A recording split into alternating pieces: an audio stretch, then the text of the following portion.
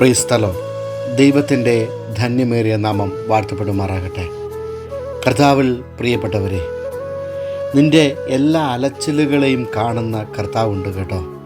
നീ കഷ്ടപ്പെടുന്നതും നീ മുട്ടിയ വാതിലുകളും നീ മുട്ടിയിട്ടും തുറക്കാതെ നിൻ്റെ മുമ്പിൽ കൊട്ടിയടയ്ക്കപ്പെട്ട വാതിലുകളും വഴികളും ഒക്കെയും നീ കണ്ണുനീരുകൊണ്ട് നനച്ച നിൻ്റെ തലയിണകളും രാത്രികളെയും എല്ലാം കാണുന്നൊരു കർത്താവുണ്ട്.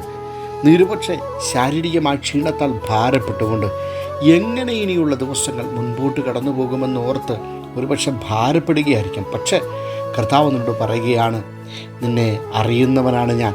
നിൻ്റെ ജീവിതത്തിലെ സകല വിഷമങ്ങളെയും സകല കാര്യങ്ങളെയും എനിക്ക് നന്നായി അറിയാം. നീ എന്തിനാണ് ഭാരപ്പെടുന്നത്? ഞാൻ നിനക്ക് വേണ്ടി കരുതുന്ന ദൈവമാണ്. ഞാൻ നിന്നെ ആശ്വസിപ്പിക്കുന്ന ദൈവം മാത്രമല്ല, ഞാൻ നിന്നെ സൗഖ്യമാക്കുന്ന ദൈവമാണ്. ഞാൻ നിന്നെ വിടുവിക്കുന്ന ദൈവമാണ്.